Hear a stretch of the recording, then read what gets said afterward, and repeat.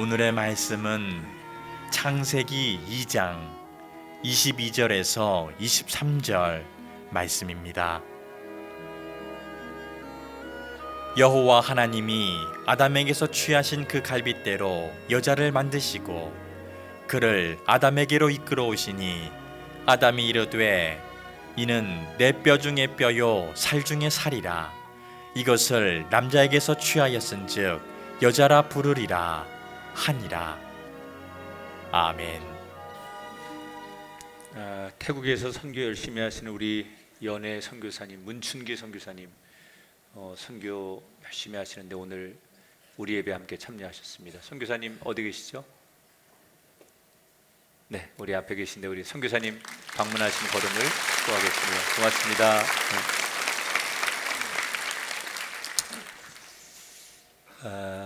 퇴사학교라는 말 들어보셨습니까?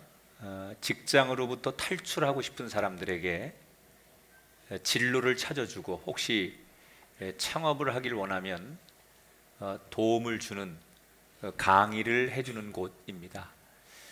이것을 만든 분이 장수환이라는 분인데 왜 이걸 만들었느냐 그랬더니 자기 이야기가 있더라고요. 2015년도에 꿈의 직장이라고 불리는 우리나라 대기업 S전자를 다니고 있던 그는 남들이 다 부러워하는 회사를 다니지만 정작 자기 자신은 너무 무료한 거예요. 매일같이 출근하고 퇴근하고 같은 일을 반복하는 자기 자신이 어느 날 무료함을 느끼면서 이걸 좀 벗어나고 싶다 이런 충동이 들더라는 거예요. 그래서 무작정 사표를 집어 던졌습니다. 사표를 집어 던질 때만 해도 설마 하니 밖에 나가면 굶어 죽기 하겠어? 뭐든지 되겠지 이라는 막연한 기대 심리를 가지고 그는 사표를 냈습니다. 그런데 그 충동에 못 이겨 사표를 냈지만 세상에 나가서 뭐든지 하겠지라고 막연하게 나온 세상은 자기를 받아주지 않는 거예요. 1년 동안 혹독하게 방황의 시간을 보내게 됩니다. 그리고 나서 그가 깨달은 것이 세상에 나 같은 사람이 정말 많이 있겠구나. 욱하는 마음에 회사를 나왔지만 뭘 할 수 있는지 몰라서 힘들어하는 이 땅에 그런 사람들이 많을 텐데 그런 사람들에게 도움을 주는 뭔가를 해야 되겠다라고 해서 한 50여 명의 선생님을 전문가를 모집해서 퇴사학교를 만들었어요.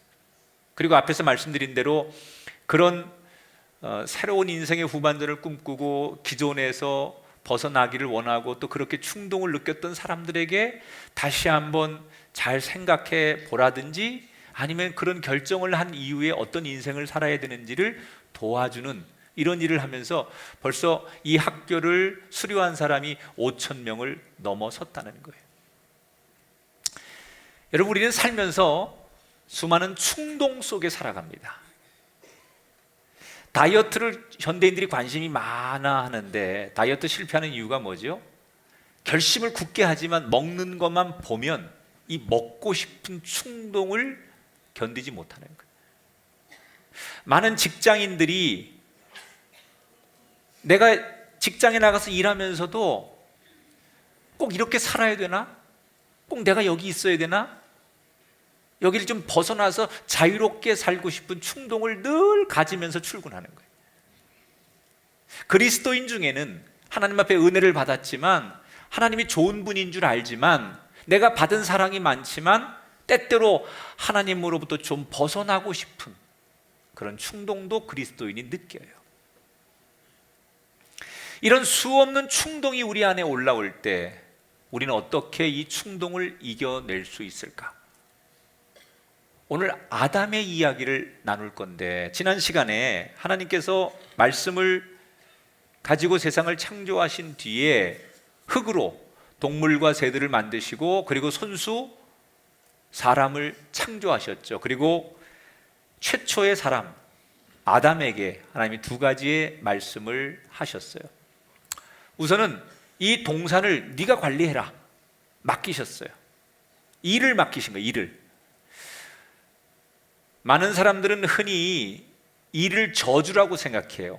일 안 하고 사는 거 그게 얼마나 행복한 건지 몰라라고 말해요. 그리고 모든 사람들의 꿈이 일 안 하고도 평생 놀고 먹을 수 있으면 좋겠다, 이게 목표인 사람들이 있어요. 근데 여러분, 그렇지 않습니다. 일은 저주가 아니에요. 쉬는 게 결코 축복이 아니에요. 물론 일을 할 때 먹고 살기 위해서 하는 일은 불행합니다. 내가 먹고 살기 위해서 땀 흘려야 되고 억지로 하는 일은 나를 힘들게 하죠. 그러나 그게 노동이고 농사고 땀 흘리는 일이라도 이 일을 하나님께서 나에게 맡겨주셨어. 이 직장, 이 자리가 내가 있어야 될 자리라고 하나님이 나를 여기에 보내신 거야. 이렇게 생각하면 그건 단순한 일을 넘어서 내게 사명이 되기 때문에 그 자리가 복된 자리가 되는 거예요. 그러니까 우리가 자신에게 물어봐야 돼요. 나는 지금 생존을 위해 일하는가? 아니면 사명으로 일하는가?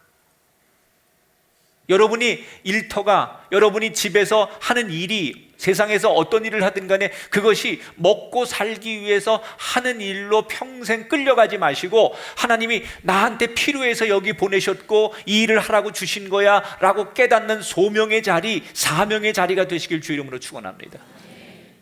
두 번째로 아담에게 주신 일이 뭐예요? 네가 먹어야 될 것과 먹지 말아야 될 것을 정해 주십니다.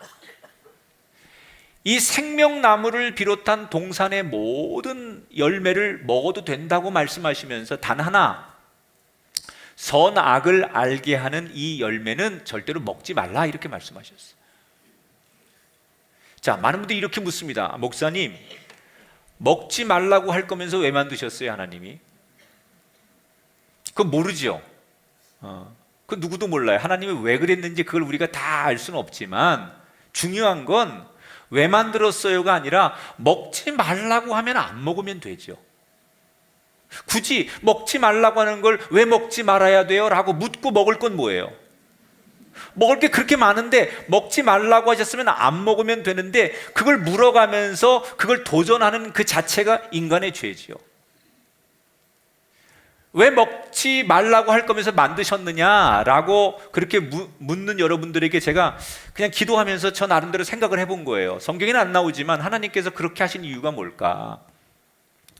에덴 동산에 많은 걸 다 맡기셨어요. 하나님이 창조하시고 창조된 그것을 네가 맡아라라고 주셨어요. 그리고 그 안에서 모든 걸 누리게 하셨어요. 그런데 처음에는 하나님이 창조된 걸 맡겨주니까 아담이 고맙고, 나는 하나님의 손에 의해서 만들어진 사람이니까 겸손했을 거예요. 그러나 뭐든지 자기 마음대로 다 할 수 있으면 나중에는 내가 하나님 앞에 창조된 피조물이라는 것을 망각하고 나도 하나님과 동등된 존재라고 여기는 게 인간일 수도 있는 거예요. 거꾸로 내 마음대로 안 되는 게 한 가지 정도는 있어야만, 아, 그렇지, 나는 하나님의 손에 의해서 만들어진 피조물이지 내가 결코 하나님처럼 모든 걸 다 할 수 있는 존재가 아니야. 그래서 자신을 돌아보고 겸손하게도 할 수 있는 게, 뭔가를 못하게 하는 건 마음대로 안 되는 것도 있어야 인간의 존재를 깨닫는 거 아닙니까? 너무 승승장구하고 너무 잘 되면 인간은 절대로 하나님 앞에 무릎 꿇지 않습니다. 여러분 뜻대로, 계획대로, 생각한 대로 모든 게 다 완벽하게 잘 되는 사람은 절대로 하나님 앞에 예배하지 않습니다. 내가 생각한 길로 가면서 때때로 브레이크가 걸리고 그것이 멈춰지기도 하고 어려움이 생길 때 내 연약함 때문에 하나님을 바라보고 하나님을 묵상하고 하나님을 찾게 되는 게 인간이라고 하는 거예요. 그 선악과를 알게 하는 열매를 따먹지 말라고 하시는 것도 그런 의도가 아닐까. 자, 그러면 이런 두 가지 일을 주신 하나님 앞에 모든 걸 관리하는 아담은 에덴 동산에서 뭘 했을까? 제일 먼저 그가 한 일은 2장 20절에 나오죠. 같이 읽어보겠습니다. 아담이 모든 가축과 공중의 새와 들의 짐승에게 이름을 주니라. 제일 먼저 한 게 뭐라고요? 동물들, 새들에게, 식물들에게 이름을 줘주는 거예요. 이름을 잘 짓는다는 건요, 지혜로워야 돼요. 그리고 관심이 있어야 돼요. 아담이 에덴 동산의 동물, 식물, 새들 이름을 줘줄 때는 굉장히 똑똑해야 되는 거 아닙니까? 그러니까 인간이 타락하기 전에 에덴 동산의 인간은 지금보다 훨씬 지혜롭고 지능이 높았을 거다, 이렇게 우리가 추측합니다. 타락하기 전의 인간의 모습은 훨씬 더 지혜로웠어. 그래서 그 정말 수만 수십만 가지의 모든 생명들에게 이름을 아담이 져줄 수 있는 거예요. 이름을 잘 지으려면 관찰력이 있어야 돼요. 세심해야 돼요. 아담이 이름을 져주는 거예요. 예를 들어서 이렇게 이름을 져줘요. 너는 코가 길쭉하구나. 그러니까 코끼리로 하자. 반가워. 너는 개굴개굴 우는구나. 너는 개구리로 하자. 이렇게 아담이 특징들을 세심하게 잘 잡아서 동물, 식물, 새들의 이름을 하나씩 지어줬어요. 하나님께서 당신이 창조한 것을 아담에게 네가 이름을 지어줘라고 하신 이유는 네가 관리를 해라는 말이거든요. 자, 이렇게 하나님이 주신 에덴 동산을 모든 이름을 지어주면서 날마다 식물과 동물과 새들의 이름을 부르며 아담은 하루하루를 행복하게 살아갑니다. 그렇게 하루하루가 지나간 어느 날, 그렇게 활짝 행복했던 아담의 얼굴에 그늘이 드리우기 시작합니다. 동물들, 식물들, 새들과 이렇게 마주치고 대화할 때는 너무너무 행복한데 그들과 헤어져서 돌아와 혼자가 되면 외로운 거예요. 다른 동물들은 하나님께서 애초에 창조할 때 암수컷 한 쌍으로 모든 걸 창조하셨는데 자기만 혼자인 거예요. 모든 동물들이, 모든 생명들이 같은 종류가 같이 다니고 같이 어울리고 같이 대화도 하고 같이 몸을 비비고 그러는데 자기는 항상 혼자인 거예요. 나도 나와 같이 생긴, 나와 말할 수 있는 그런 존재가 나도 저 동물들처럼 한 쌍처럼 있으면 좋겠다.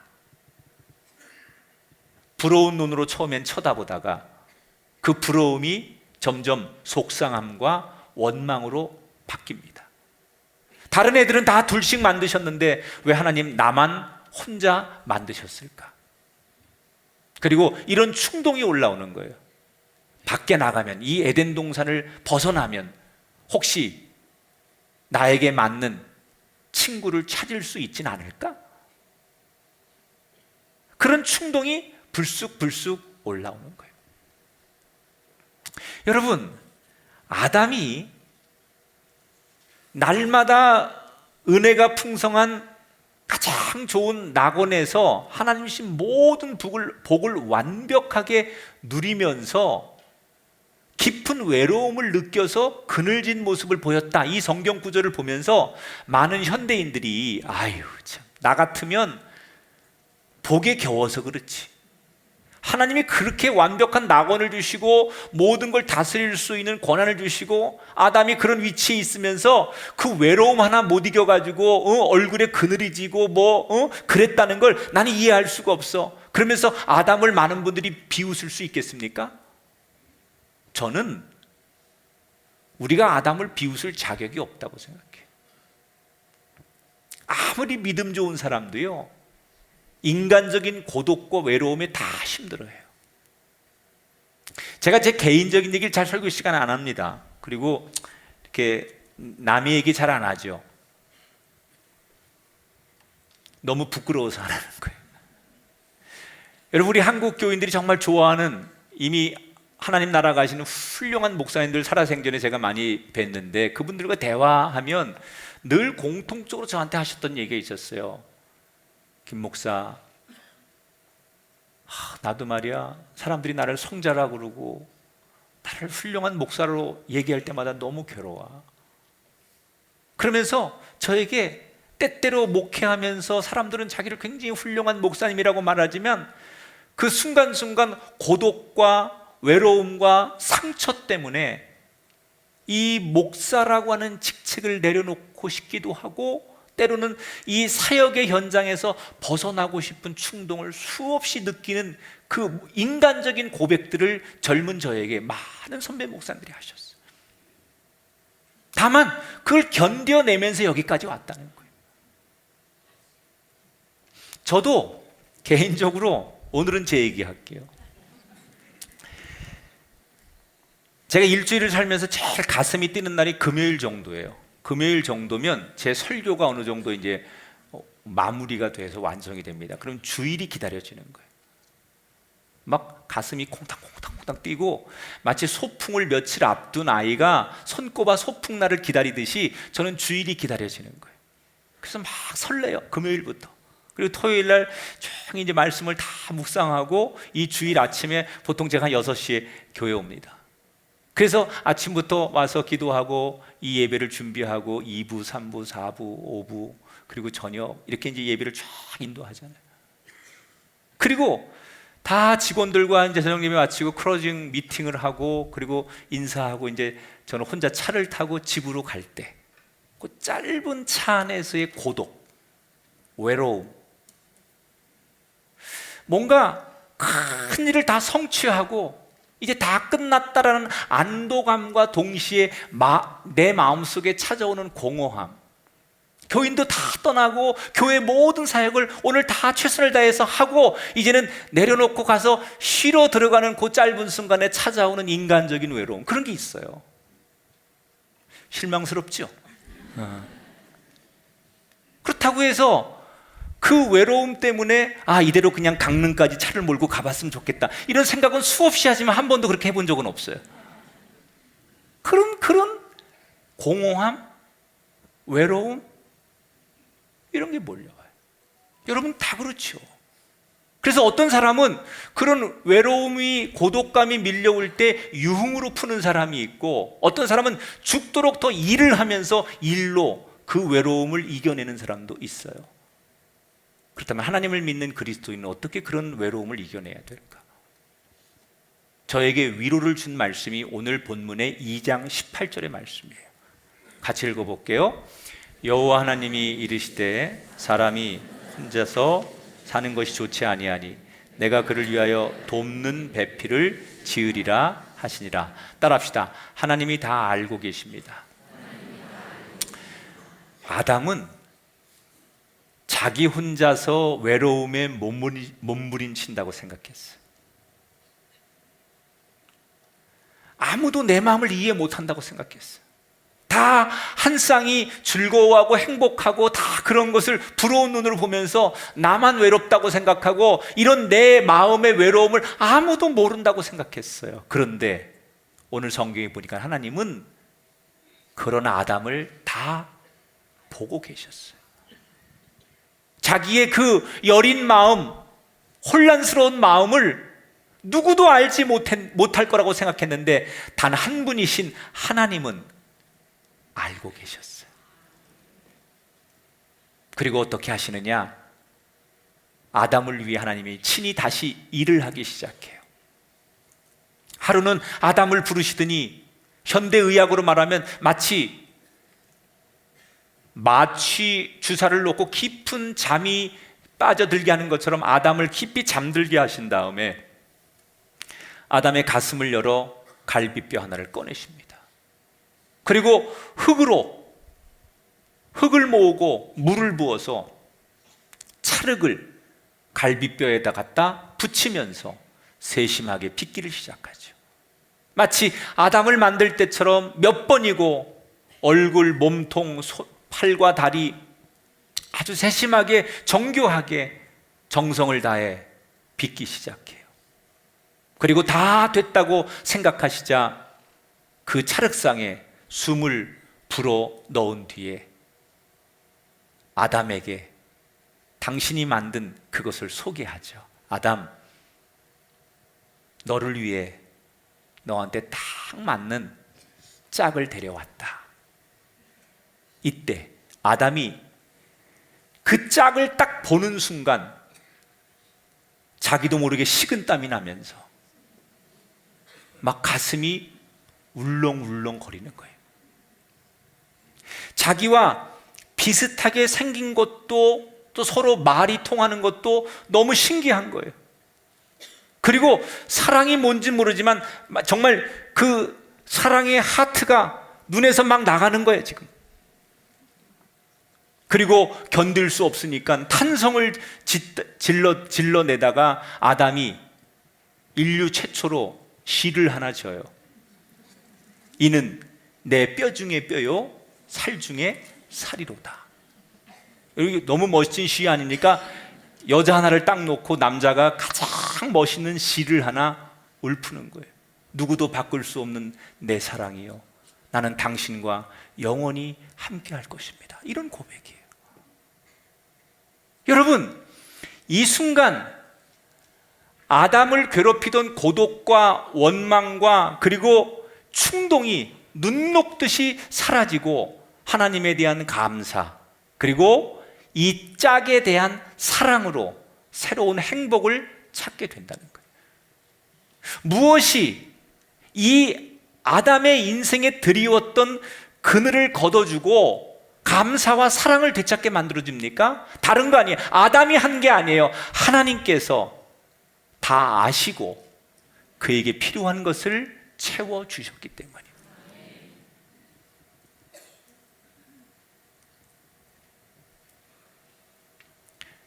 내가 만드는 건 행복하지 않아요. 하나님이 채워주실 때 행복한 거예요. 따라합시다. 하나님은 다 알고 계십니다. 아담을 창조하셨던 하나님은 아담을 그냥 방치하지 않았어요. 아담의 처지를 살피시고 아담에게 가장 필요한 것을 주셨어요. 저와 여러분을 창조하신 하나님은 우리를 절대로 그냥 방치하지 않습니다. 여러분의 인생, 여러분의 자녀를 그냥 버려두지 않습니다. 그래서 예수님이 우리에게 말씀하시지 않았습니까? 내가 너희를 고아처럼 버려두지 아니하리라. 우리를 살피시고 우리의 처지를 아셔서 가장 맞는 것을 주시는 하나님. 왜 나만 이런 고난을 겪어야 돼요? 누구도 자식도 부모도 내 마음을 몰라요 라고 말할 때, 그런 충동이 올라와 누군가가 막연하게 미워지고 삶의 의욕이 사라질 때, 그런 충동을 이겨낼 수 있는 좋은 방법 하나, 아담에게 주셨던 이 말씀을 기억하세요. 다시 따라하세요. 하나님은 다 알고 계십니다. 아멘. 주는 나의 좋은 목자, 나는 그의 어린 양, 저를 따라 꼴을 먹여 주시니 내게 부족함 전혀 없어라. 아멘. 여러분, 나를 둘러싸고 있는 인생의 그늘이 하나님을 원망하게 만드는 충동이 올라올 때, 지금 제가 불렀던 이 신뢰의 고백을 선언하셔서 이겨내는 저와 여러분이 되기를 주의 이름으로 축원합니다. 자, 하나님께서 만들어주신 짝 덕분에 아담은 인생의 그늘에서 벗어났어요. 아담은 여자라고 이름 붙인 그 짝꿍과 함께 이제는 보란듯이 에덴 동산을 거닐습니다. 그동안은 다 짝꿍들이 있는 동물과 다른 생명체들을 보면서 부러웠는데, 그 여자와 팔짱을 끼고 보란듯이 에덴 동산을 걸으며 그 여자에게 하나님이 누구신지, 이 에덴 동산에서 어떻게 살아야 되는지 하나하나 친절하게 알려주는 거예요. 그때 아담과 이 여자는 서로 벌거벗은 모습이었어요. 그런데 서로를 너무나 신뢰했고 모든 걸 오픈했기 때문에, 비밀이 없었기 때문에 서로 신뢰한 그들은 조금도 부끄러워하거나 벌거벗은 모습 앞에 수치를 느끼지 않았어요. 아무것도 감추는 게 없었어요.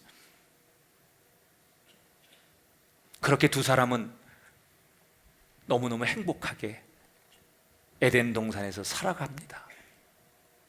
그러던 어느 날 그들에게 운명적인 사건이 하나 일어납니다.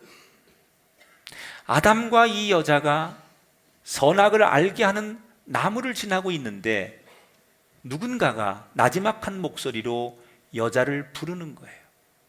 누군가 돌아봤더니 뱀이에요.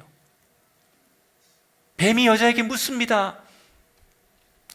하나님이 진짜로 이 동산나무의 모든 열매를 다 먹지 말라고 하셨어? 다 먹지 말라고 하셨어?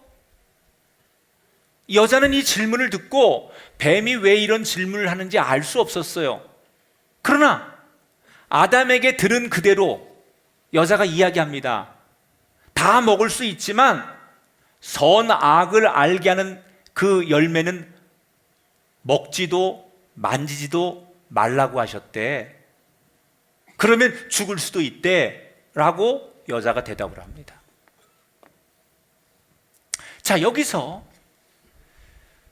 성경을 우리가 이제 이렇게 보다 보면 맨 처음에 하나님께서 이 여자가 만들어지기 전에 아담에게 뭐라고 말씀하셨어요? 선악과를 먹지 말아라 그러셨지 만지지도 말아라 라는 얘기를 하나님이 하신 적이 없어요. 그런데 지금 이 여자가 뱀에겐 뭐라고 말하느냐? 하나님이 하신 말씀만 하는 게 아니라 거기에다가 말씀을 덧붙이는 거예요. 이걸 많은 그리스도인들이 오늘 신앙생활하면서 조심하셔야 돼요. 특히 지성인들이 학문적 탐구와 책을 읽고 공부하는 사람들이 정말 조심해야 될 신앙생활의 원칙 중에 하나가 뭐냐? 말씀을 자기 중심적으로 해석하는 거예요. 여러분, 하나님이 말씀하셨어요? 그럼 말씀이 기준이어야 돼요. 말씀하신 대로만 들어야 돼요. 그런데 거기에 하나님 말씀하신 거에 자기 생각을 덧붙이는 거예요. 그게 이제 해석이 되는 거예요. 근데 그 해석이 옳은 해석이면 되는데 자기 감정, 자기 기분, 자기 상황에 따라서 기준이 바뀌는 거예요. 유리할 때는 그 말씀을 내가 유리하게 내 기분과 내 감정에 따라서 유리하게 해석하고, 좀 기분이 나쁘면 자기 유리한 상황에 그 감정에 그 생각에 말씀이 항상 바뀌는 거예요. 말씀이 기준이 아니고 자기의 감정과 기분과 생각, 상황, 환경에 따라서 말씀이 바뀌다 보니까 어떤 현상이 빚어지느냐? 주일 성수, 봉사, 하나님 앞에 드리는 헌금, 내 맘대로지. 말씀대로가 아니에요. 말씀에서 하라고 했기 때문에 하는 게 아니라 내 처지, 내 능력, 내 조건, 내 감정, 이거에 따라서 어느 날은 내가 하기도 하고 어느 날은 안 한다면 그게 여러분 올바른 봉사고 올바른 예배고 그게 올바른 헌신일 수 있냐는 거예요. 이게 얼마나 위험한지 몰라요. 그렇게 평생을 신앙생활 한다면 여러분의 그 예배의 진정성, 여러분의 그 섬김이 진정성이 있을까요? 말씀이 기준이 돼야 돼요. 하나님께서 먹지 말아라 그러셨어요. 그런데 하와는 거기에 지금 자기 상황에서 한마디를 덧붙이는 거예요. 만지지도 말라 하셨다.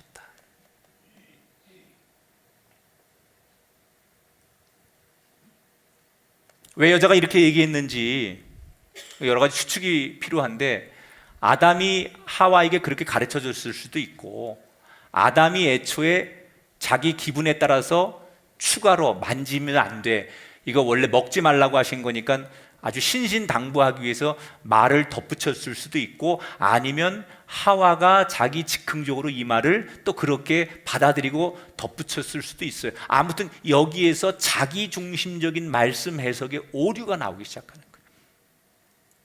이때 뱀이 이 여자에게 기가 막힌 얘기를 합니다. 3장 4절 5절, 너희가 결코 죽지 아니하리라. 너희가 그것을 먹는 날에는 너희 눈이 밝아져 하나님과 같이 되어 선악을 알 줄 하나님이 아심이라. 야, 먹어도 안 죽어. 오히려 눈이 밝아지고 하나님같이 될 거야. 사실 이 여자는 죽는 게 뭔지, 눈이 밝아지는 게 뭔지 몰라요 아직. 왜냐하면 인간이 타락하기 전에 인간은 죽음이 없었어요. 죄로 인해 타락하기 전에 죽음이 뭔지를 몰라요. 그러니까 죽음이 뭔지 설명하는 게, 그 다음에 눈이 밝아지는 게 뭔지를 몰라요. 근데 한 가지가 마음에 딱 꽂히는 거예요. 그게 뭐냐? 하나님같이 될 수 있어. 근데 하나님같이 될 수 있다는 이 말에 흔들리는데, 이 말을 나는 이 여자가 나쁜 의도로 받아들였다고 생각하지 않아요. 하나님처럼 되어서 하나님을 꺾고 하나님과 동등되게 하려고 한 게 아니라 이런 생각했을 거예요. 하나님은 능력도 많으시고 사랑이 많으신 분이고 대단하신 분인데, 모든 걸 다 아시는 분인데, 내가 하나님처럼 살 수만 있다면 얼마나 더 행복할까? 아마도 그런 순수한 생각에 하나님처럼 되는 것에 대한 꿈을 꿨을 거예요. 그리고 나서 딱 돌아서 선악과를 보는데 왜 그렇게 보암직하고 먹음직스럽고 탐스럽고 한 입 베어 먹으면 정말 이 뱀이 말한 것처럼 세상 모든 것이 다 내 것이 될 것 같은 기분이, 충동이 밀려오는 거예요. 자, 여기서 질문 하나. 이 여자가 뱀의 유혹을 받아서 지금 막 그렇게 타락 직전으로 가고 있을 때 이 여자 옆에 같이 있었던 아담은 뭘 하고 있었을까? 아담들 얘기해봐요. 응? 이 여자가 이러고 있을 때 아담은 뭘 하고 있었을까? 분명히 성경에 보면 아담이 옆에 있었어요. 자, 3장 6절에 볼게요. 여자가 그 열매를 따먹고 자기와 함께 있는 남편에게도 주매 그도 먹은지라. 분명히 아담은 여자 옆에서 뱀과 나누는 대화를 들었어요. 여자가 열매를 따먹는 것도 봤어요. 그러면 아담이 뱀과 대화를 나누면서 이거 먹으면 하나님처럼 될 거야 라고 말하는 뱀의 얘기를 들었을 때 자기가 직접 하나님 말씀을 들은 사람으로서 반박을 해야 맞는 거예요. 아니야! 절대 그럴 수 없어! 내가 하나님 앞에 직접 들었어! 라고 반박을 해야 돼요. 여자가 손을 내밀어서 그 열매를 따먹을 때 아담은 최소한 그러면 안 된다고 적극적으로 말렸어야 돼요. 그런데 아담은 반박도 안 하고 말리지도 않아요. 그리고 지켜보고 있다가 주니까 받아 먹었어요. 왜 그랬을까? 몰라서 그런 게 아니에요. 아담은 알고는 있었는데 이걸 우리가 이렇게 표현하면 좋을 것 같아. 영적인 안일함? 지금까지 아무 문제가 없었는데 이거 하나 먹는다고 무슨 큰 문제가 생기겠어? 이 영적인 안일함이 자신의 신앙을 무뎌지게 만드는 거예요. 이 영적인 안일함이 자기 안에 올라오는 충동에 넘어가게 만드는 거예요.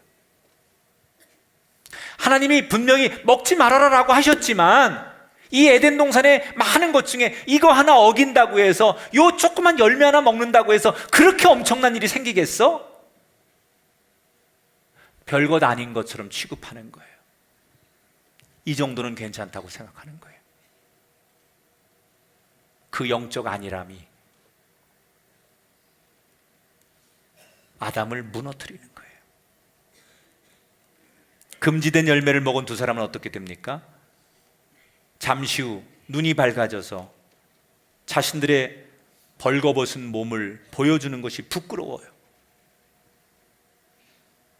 여러분, 죄를 짓기 전에는 부끄럽지 않았어요. 벽이 없었어요. 감추고 싶은 비밀이 없었어요. 그런데 죄를 짓고 나니까 벽이 생기는 거예요. 너와 내가 벽이 생기고 감추고 싶은 비밀이 생겼어요. 그래서 그들이 스스로 무화과 나무로 치마를 만들어서 서로 감춥니다. 그뿐이 아니에요.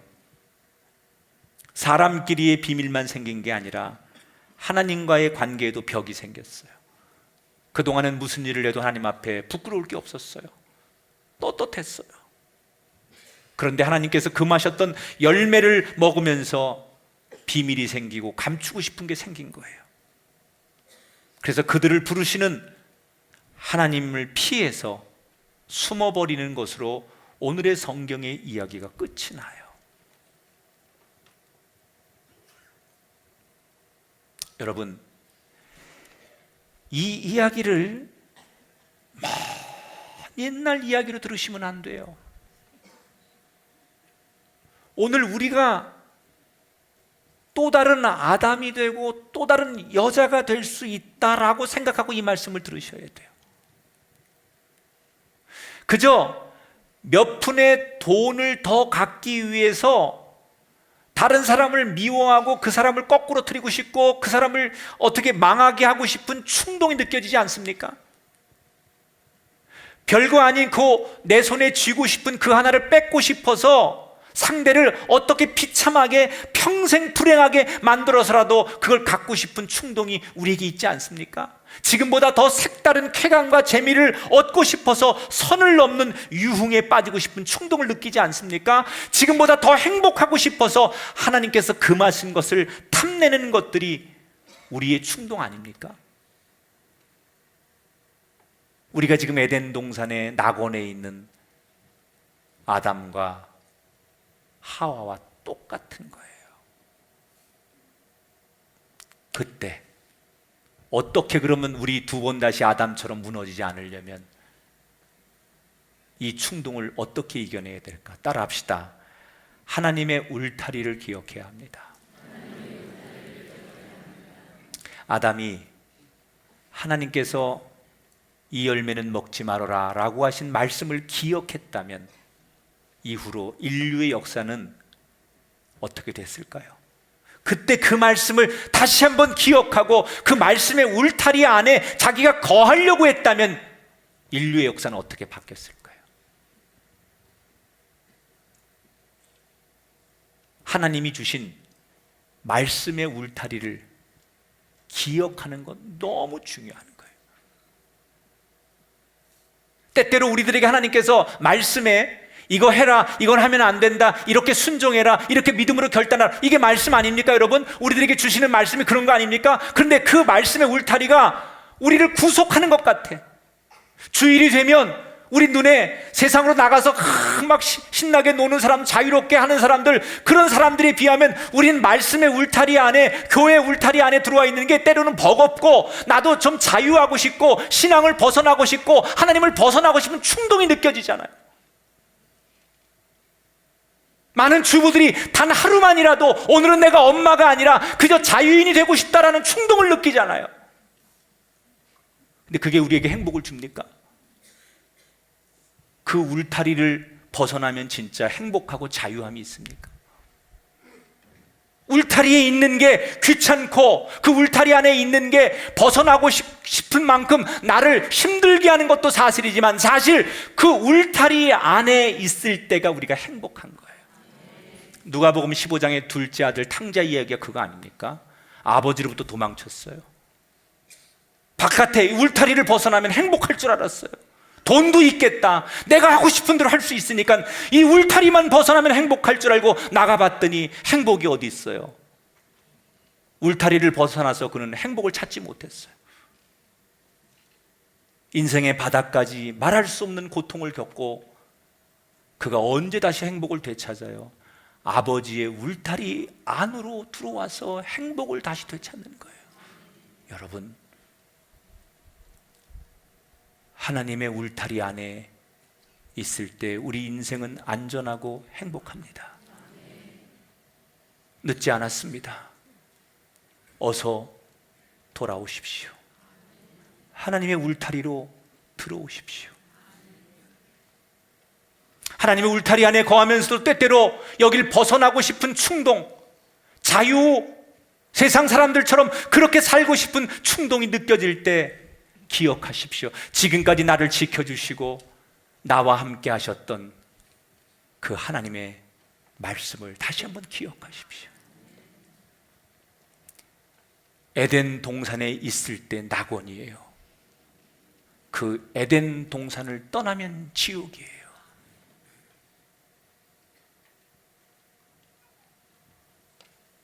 오늘 이곳이 하나님 안에 있는 것이 낙원임을 기억하시고 울타리가 있음이 우리에게 큰 축복임을 인정하는 우리가 되길 축원합니다. 말씀을 정리하죠. 원망, 비교의식, 소외감, 그런 충동과 유혹이 올라올 때 이렇게 고백하세요. 하나님은 다 알고 계십니다. 죄악의 충동이 올라올 때 나도 정말 멋지게 살고 싶어. 그게 부러워. 한 번쯤은 나도 그렇게 살아보고 싶어 라는 충동이 올라올 때 울타리가 되는 하나님의 말씀을 다시 한번 떠올리세요. 하나님의 말씀이 분명하면, 그 말씀이 살아 움직이면 나를 붙듭니다. 말씀이 희미하고 말씀에 확신이 없고 말씀이 안 들리니까 울타리가 깨지는 거예요. 선명하면 이게 말씀의 울타리고 이게 나를 제어하는 울타리가 말씀으로 분명한 사람은 절대로 흔들리거나 울타리를 벗어나지 않아요. 울타리가 불분명한 거예요. 말씀도 아니고 철학도 아니고 윤리도 아니고 지식도 아닌, 예배도 아니고 모임도 아닌, 그게 아니에요. 우린 살아있는 예배자, 살아계신 하나님의 말씀을 듣는 사람.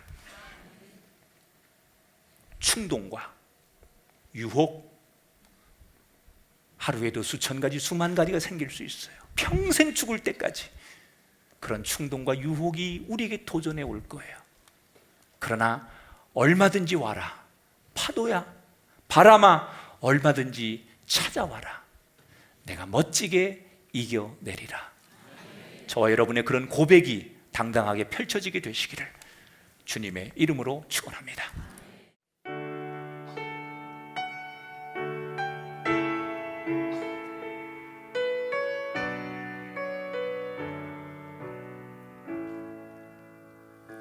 참 아름다워라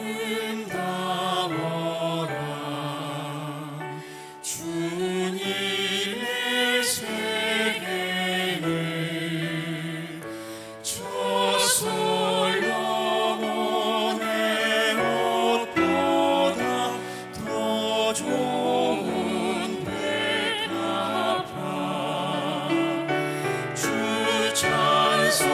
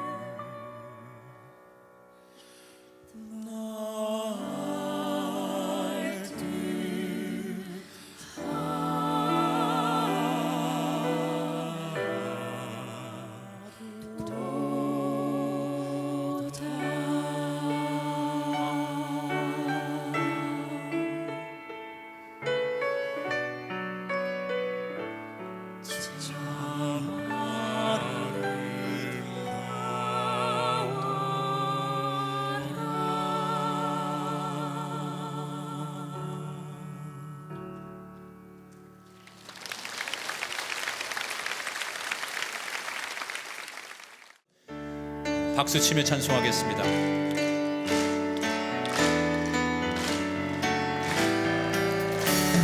주와 같이 길 가는 것 즐거운 일 아닌가. 우리 주님 걸어가신 발자취를 밟겠네. 한 걸음 한 걸음 주 예수와 함께 날마다 날마다 우리 걸어가리. 어린아이 같은 우리 미련하고 약하나 주의 손에 이끌리어 생명길로 가겠네. 한 걸음 한 걸음 주 예수와 함께 날마다 날마다 우리 걸어가. 꽃이 피는 들판이나 험한 골짜기라도 주가 인도하는 대로 주와 같이 가겠네. 한 걸음 한 걸음 주 예수와 함께 날마다 날마다 우리 걸어가리. 옛 선지자 헤롯같이 불을 들고 천국에 들려 올라갈 때까지 주와 가. 박수 힘있게 한 걸음 한 걸음 한 걸음 주 예수와 함께 날마다 날마다 한 번 더 고백하십시다. 한 걸음 한 걸음 한 걸음 한 걸음 주 예수와 함께 날마다 날마다 우리 걸어가리. 하나님 앞에 영광의 박수 크게 올려드립니다. 모든 영광을 하나님 앞에 올려드립니다. 기도 제목 하나를 나누겠습니다. 저는 내일부터 우리 연회에 한 100여 명의 목사 안수를 받기 위해서 준회원으로 지금 진급하고 있는 100여 명의 목회자를 데리고 안수를 받아야 되는 분들입니다. 이분들은 제주도로 3박 4일 동안 제가 수련회를 갔습니다. 감독이 직접 인도해서. 이유는 성경에 보니까 예수님께서 제자들을 데리고 여행하면서 그 삶을 도제교육이라고 하는데 그 삶으로 나누시는 이야기를 보면서 앞으로 우리 시대의 주의 종이 될 이분들에게 좀 한적한 곳에 가서 그들과 함께 평생 목회할 수 있는 목사의 기본에 대해서 함께 나눠야 되겠다 이 생각을 하고 스텝까지 합치니까 한 150명 정도가 움직이게 되는데 3박 4일을 많은 목회자들을 훈련하고 제가 이름 붙이기를 준회원 사관학교 이렇게 붙였습니다. 그러니까 얼마나 뻑셀지 아시겠죠. 새벽부터 저녁 때까지 제주도라고 그냥 헐렁한 게 아니라 같이 정말 새벽부터 저녁까지 기도하고 말씀 놓고 평생 어떤 목회자가 돼야 되는지에 대한 씨름을 하고 오려고 합니다. 위에서 기도해 주시고 함께 응원해 주시면 고맙겠습니다. 잠시 뒤에 이제 광장에서 여러분을 뵙도록 하겠습니다. 기도하겠습니다. 오늘 주신 말씀을 붙들고 에덴의 낙원의 삶을 놓치지 않는 우리가 되게 하옵소서. 거리에서 드리는 예배를 축복하시고 광장에 모여 하나님을 함께 찬송하여 세상 모든 사람들이 하나님을 보는 날 되게 하시고 하나님 만들어주신 생명을 결코 가볍게 함부로 여기지 않는 세상 문화를 만드는데 우리 모두 쓰임받게 하옵소서. 드려진 우리 예물과 정성을 받으시고 한없는 하나님의 축복과 은총과 계획이 저들 삶에 머물게 하여 주옵소서. 이제는 우리 주 예수 그리스도의 은혜와 하나님 아버지의 극진하신 사랑하심과 성령님의 감화 감동 역사하심이 사랑하는 꿈의 재단 모든 성도들과 하나님을 잊고 울타리를 벗어났지만 돌아와야 할 그들의 영혼을 향하여, 또 이 안산 땅에 상처 많고 아픔 많은 시민들을 위하여 하나님 두 손 벌려 축복하시기를 간절히 축원하옵나이다. 아멘.